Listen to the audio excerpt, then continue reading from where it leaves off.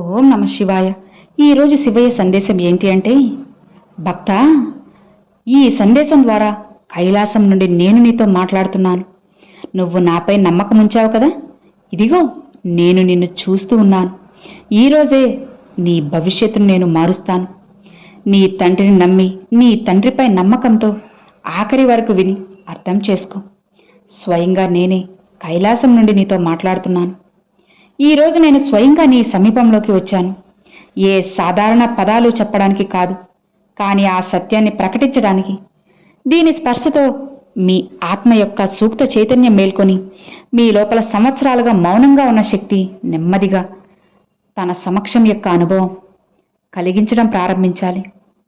ఎందుకంటే ఈ క్షణం సంయోగం కాదు, ఇది నా పిలుపు. ఇది కేవలం నీకు చేరుతుంది. నీ ఆత్మ సిద్ధంగా ఉంది కూడా, వినడానికి, అర్థం చేసుకోవడానికి, స్వయంగా గుర్తుపెట్టుకోవడానికి. కాబట్టి నీ మనసుని శాంతిపరచు, నీ లోపలకు దిగడానికి సాహసం చేయి. మరి నా మాటలు అర్థం చేసుకో, కానీ స్మరణ రూపంలో స్వీకరించు. నువ్వు స్వయంగా నన్ను పిలిచావు కదా. నువ్వు కొన్ని సీమల్లో బంధించబడి పరిస్థితుల్లో నలిగిపోయిన వాడివి. కానీ విను శ్రద్ధగా. నువ్వు సాధారణం కాదు, ఎందుకంటే నువ్వే నీ లోపలే నివాసం చేస్తున్నావు. నీ ప్రతి శ్వాసలో, ప్రతి ఆలోచన వెనుక, ఆ మౌనంలో కూడా ఎక్కడ నువ్వు స్వయంగా ఉండవు, అక్కడ కూడా నా సమక్షం ఉంది. మరియు నా నివాసం నీ లోపల ఉన్నంత వరకు నీ అస్తిత్వం అనేది ఏ రూపంలోనైనా చిన్నగా లేదా పెద్దగా ఉండలేదు. నువ్వు ఇలా నమ్ముతూ ఉన్నావు, జననం కేవలం ఒక సంయోగమని, పరిస్థితుల యొక్క ఒక దుర్ఘటనని. కానీ అస్సలకి అలా కాదు. నీ యొక్క ప్రతి శ్వాస, నీ ప్రతి సంఘర్షణ, అలానే నీ జీవితం యొక్క ప్రతి మలుపు నా యోజన యొక్క ఒక సూక్ష్మం. ఎందుకంటే నువ్వు ఈ పరమశివుడి యొక్క భాగం. స్వయంగా బ్రహ్మాండం నీకు సాయం చేయడానికి పుట్టింది. నువ్వు ఈ సత్యాన్ని గుర్తించే వరకు నీకు స్వయంగా శక్తి భావం కలగదు. ఇది నీ లోపల మౌనంగా ఎదురుచూస్తుంది. నా ప్రియమైన భక్త, నీ అతిపెద్ద తప్పు ఇది కాదు నువ్వు పడిపోయావని, కానీ ఇది నువ్వు స్వయంగా బలహీనుడువని అనుకున్నావని. నువ్వు ప్రపంచం యొక్క స్వరాలను చాలా ఎక్కువగా వినేశావు. నీ లోపల ఉదయించే నా పిలుపును వినకుండా వెళ్ళిపోయావు. అలానే ఆత్మ యొక్క స్వరం అణచివేయబడినప్పుడు మనసు భయం, సందేహం, అలానే హీనత యొక్క భ్రమలను సృష్టించడం ప్రారంభిస్తుంది. వాటిలో చిక్కుకుని నువ్వు నీ సొంత కాంతి నుండి దూరంగా వెళ్తూ ఉంటావు. నువ్వు స్వయంగా ఒక చిన్న కణంగా అనుకుంటా, నగణ్యమైనది మరియు అసహాయమైనది. కానీ నేను నీకు ప్రమాణం చేస్తున్నాను, నువ్వు అదే కణం. దానిలో పూర్తి బ్రహ్మాండం అంతా సమాయమై ఉంది. భయపడకు, నేను నిన్ను ప్రతిరోజు కూడా కనిపెట్టుకుని ఉంటున్నాను. ఎందుకంటే నువ్వు నా ఆశీర్వాదంతో, అనుగ్రహంతో పుట్టావు కాబట్టి. నీకు నాపై పూర్తి నమ్మకం ఉంది కదా. ఇక నీ జీవితాన్ని బ్రహ్మాండంగా నేను మారుస్తాను. చెప్పాలంటే నీ తలరాతనే నేను మార్చేస్తున్నాను. భయపడకు, నీ జీవితాన్ని నీకు నచ్చినట్లుగా మార్చి నువ్వు సంతోషంగా ఉండేలా చేసే బాధ్యత నాది. నువ్వు నాపై నమ్మావు కదా. నా భక్తుల చెయ్యి నేను ఎన్నటికీ కూడా అస్సలు విడువను. నువ్వు ఇప్పుడు ఈరోజు గెలవాలి అనుకుంటున్నావు, అవునా? అలా నిన్ను గెలిపించే బాధ్యత నేను తీసుకుంటున్నాను.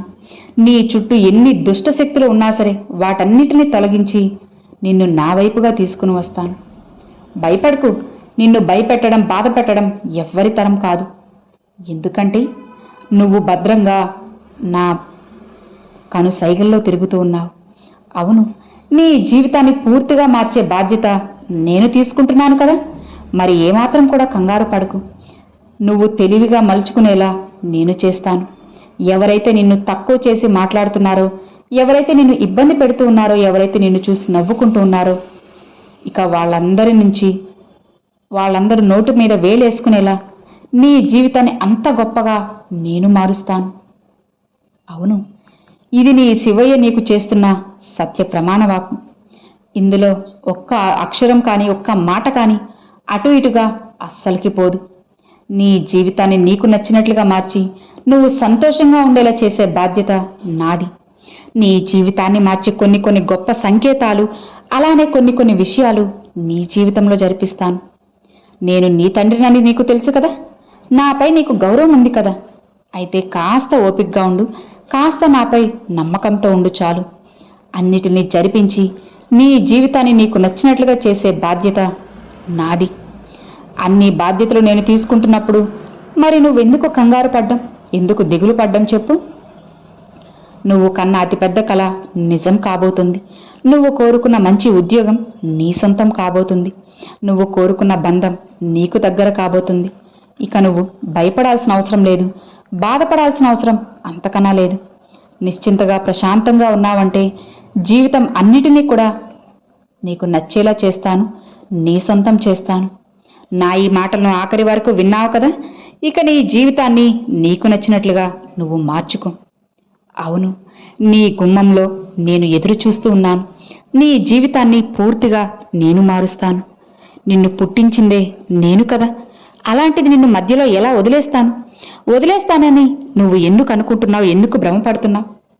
నేను ఎప్పటికీ నిన్ను వదలను, నీ చెయ్యిని ఎక్కడా విడిచిపెట్టను, నిన్ను ఒంటరిగా అస్సలు వదిలిపెట్టను. కంటికి రెప్పల ప్రతి క్షణం కూడా నేను నిన్ను కాపాడుకుంటూనే ఉంటాను. భయపడకుండా నిశ్చింతగా ఉన్నావంటే నా ఈ వాక్కుని నేను నిజం చేసి చూపిస్తాను. సంతోషంగా ఉండు. నీ జీవితంలో మార్పుని నేను తీసుకురాబోతున్నాను. అది చూసిన రోజున నువ్వే శివయ్య, ఇది కదా నాకు కావాల్సింది అని సంతోషపడిపోతావు. నీ జీవితంలో ఒక వ్యక్తి ద్వారా ఒక గొప్ప శుభవార్తని నీకు అందిస్తున్నాను. ఇక నిశ్చింతగా ప్రశాంతంగా ఉండు అని ఈరోజు శివయ్య ఈ సందేశం పంపారండి. సో విన్నారు కదండి, ఈరోజు శివయ్య పంపిన ఈ సందేశం మీ అందరికీ నచ్చినట్లయితే ఒక చిన్న లైక్ చేయండి, మీ ఫ్రెండ్స్ అండ్ ఫ్యామిలీస్కి షేర్ చేయండి. ఫస్ట్గా మన ఛానల్ చూసేవాళ్ళు సబ్స్క్రైబ్ చేసి సపోర్ట్ చేయండి ఫ్రెండ్స్. Thanks for watching. ఓం నమః శివాయ. శివాయ నమః.